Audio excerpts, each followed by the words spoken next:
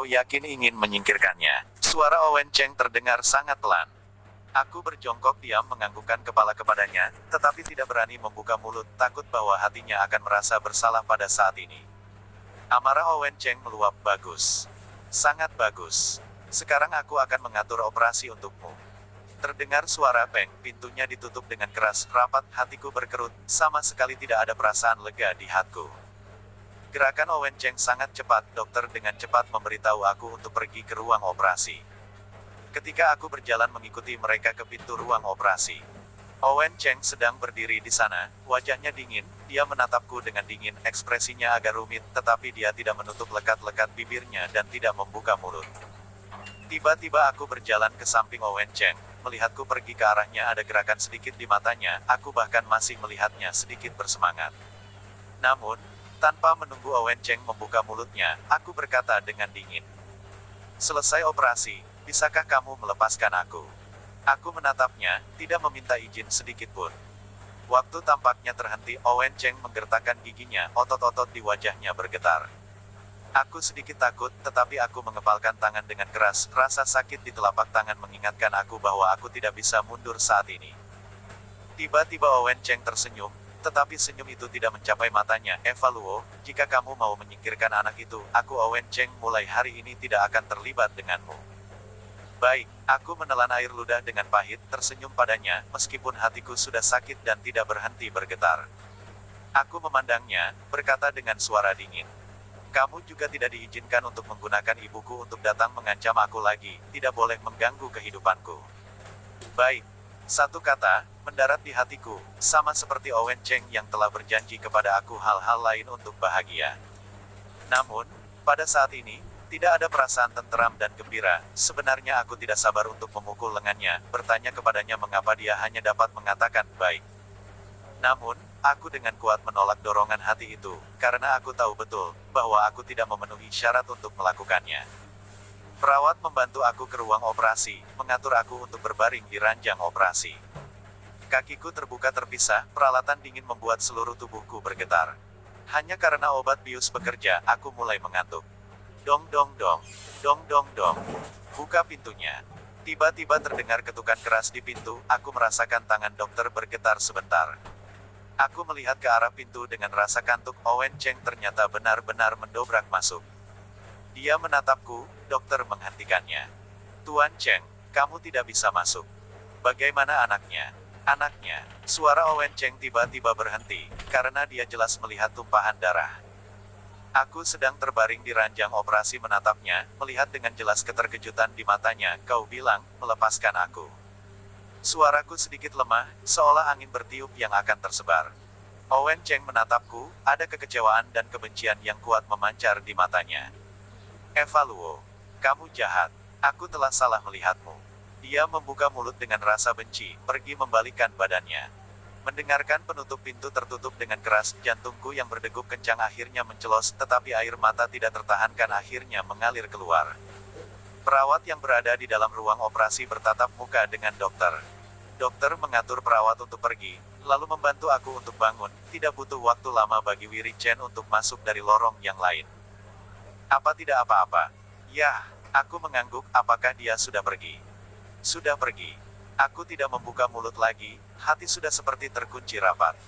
Kebencian Owen Cheng membuat hatiku merasa sedih, tetapi aku tahu, bahwa akhirnya aku mendapat kesempatan untuk meninggalkannya.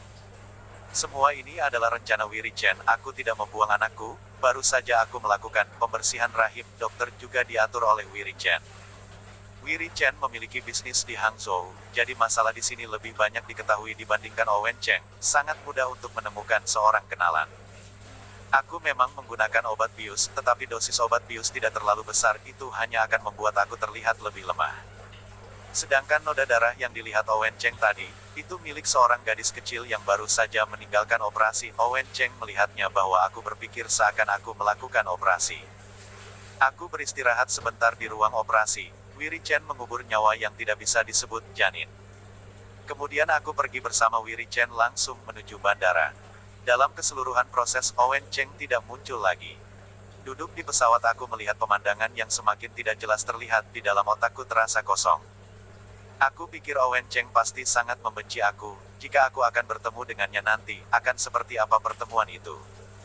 Aku juga tidak tahu apakah meninggalkan Owen Cheng dengan melelahkan seperti ini benar atau tidak, tetapi sekarang aku hanya ingin melarikan diri. Pesawat mendarat di samudera lain, semuanya sangat asing bagiku. Aku tinggal di tempat yang diatur oleh Wiri Chen untuk beradaptasi dengan lingkungan. Mungkin itu karena tidak terbiasa, gejala yang aku alami masih sangat parah, dalam beberapa hari aku muntah, sama sekali tidak bisa memakan apapun.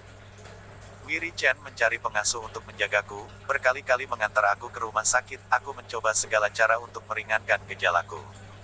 Aku tahu bahwa Wiri Chen terhadap aku sudah lebih baik daripada teman pada normalnya, aku sedikit gelisah, tetapi aku tidak tahu bagaimana harus menolaknya. Hari ini aku seperti orang tenggelam yang akan mati menangkap kayu apung, dan Wiri Chen adalah kayu apung itu. Aku berpikir, aku hanya bisa menunggu tubuhku membaik lalu bekerja keras, sebagai imbalan atas upaya Wiri Chen. Untungnya setelah seminggu kondisiku perlahan-lahan membaik di bawah pengaturan Wiri Chen, aku juga mulai belajar tentang perdagangan impor dan ekspor. Selama periode itu aku menghubungi Karilin. Dia sangat kaget bahwa mendengar dari Owen Cheng bahwa aku sudah menggugurkan anak. Aku tidak memberitahu Karilin bahwa itu semua adalah tipuan, lagi pula Owen Cheng tahu bahwa soal aku hamil itu dari Karilin. Untuk masalah ini aku tidak menyalahkan Karilin, karena aku tahu itu juga untuk kebaikanku, ingin aku memiliki kesempatan lain dengan Owen Cheng. Hanya saja aku sudah tidak mau berbalik lagi sekarang, hanya ingin meminta tolong padanya untuk menjenguk ibuku. Bagaimanapun, ibuku masih tidak tahu tentang masalah perselisihan aku dan Owen Cheng. Dia selalu berpikir bahwa aku belajar di luar negeri, sehingga aku bisa memantaskan diri dengan Owen Cheng. Jadi kebohongan ini, Karilin akan membantuku untuk menyampaikannya. Dalam beberapa bulan, aku sudah mengerti pekerjaan perdagangan impor dan ekspor. Wiri Chen mengatur aku untuk pergi ke perusahaan cabang untuk menjadi seorang manajer. Setiap hari aku akan menangani semua jenis pekerjaan. Mencari pelanggan di mana-mana, sehingga kinerja cabang itu meningkat. Karyawan perusahaan yang awalnya meragukan kemampuanku juga menghargai usahaku. Wiri Chen selalu memberitahu aku untuk tidak terlalu berusaha keras, tetapi aku selalu memikirkan kata-kata yang dikatakan Janet Song saat itu, harus hidup seperti ini. Ketika semakin dekat dengan tanggal persalinan, Wiri Chen telah berulang kali mengingatkan aku untuk mengambil cuti hamil. Aku setuju dengan usul Wiri Chen, bagaimanapun juga aku mengandung anak kembar, perutku sudah membesar dan agak berlebihan, bergerak pun sangat tidak nyaman. Bahkan jika aku berusaha keras, aku tidak pernah berpikir untuk membawa keamanan anak sebagai mainan. Namun, aku tidak menyangka sebelum aku mengambil cuti hamil mendadak terjadi perubahan. Aku harap kita dapat memiliki kerjasama yang baik. Selamat bekerja sama. Melihat kontrak di depanku, aku berdiri dan berjabatan tangan dengannya, akhirnya hatiku merasa nyaman. Ini adalah kontrak terakhir sebelum aku mengambil cuti hamil, aku mengantar mitra keluar lalu menelepon Wiri Chen. Sudah tidak sibuk, suara Wiri Chen tidak berdaya. Aku tersenyum, mengencangkan sabuk pengaman, ya, aku akan pulang sekarang, datang untuk makan malam. Selama waktu ini aku sangat senang dengan Wiri Chen. Walaupun dia sangat mengkhawatirkan aku, tapi tidak pernah ada gerakan yang melebihi teman ini yang membuat hatiku yang tadinya khawatir menjadi tenang. Aku pikir dia mungkin benar-benar mengingat persahabatan yang aku jaga sejak awal, jadi dia akan merawat aku seperti sekarang.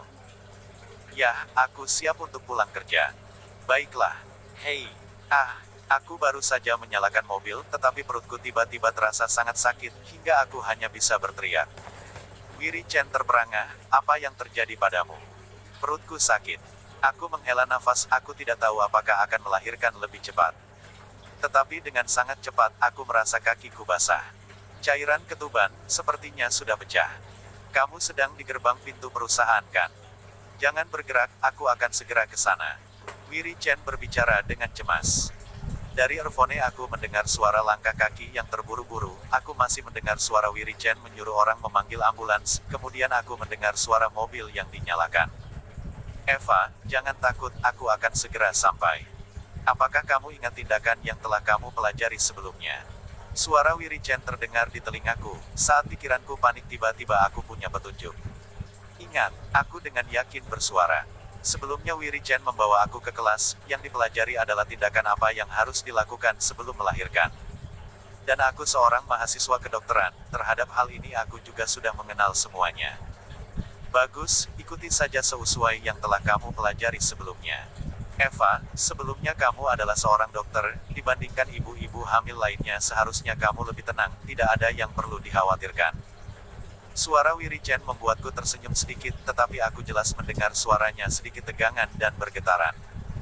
Suara mobil menderu terdengar dari earphone. Aku pikir kecepatannya pasti sangat cepat. Aku baik-baik saja. Kamu menyetir dengan pelan, perhatikan. Keamanan. Aku membuka mulut terengah-engah, berusaha meringankan rasa sakitku, tetapi aku berusaha keras untuk mengingat tindakan yang seharusnya dilakukan. Wiri-chan sudah memanggil ambulans. Yang perlu aku lakukan sekarang adalah menstabilkan keadaan aku, menunggu dokter datang lalu akan baik-baik saja. Baik, aku akan menyetir pelan-pelan.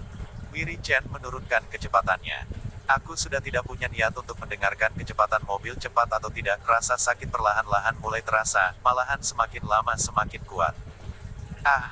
Akhirnya aku tidak bisa menahan diri untuk tidak berteriak, aku dengan susah payah memegangi bantal kursi di kursi pengemudi. Wiri-chan panik. Eva, apakah kamu sudah berbaring?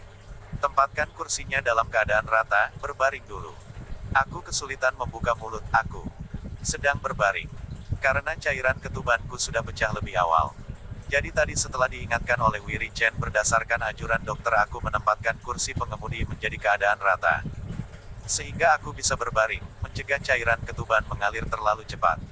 Baiklah, jangan berteriak untuk menjaga kekuatanmu. Apakah kamu punya sesuatu untuk dimakan di sana?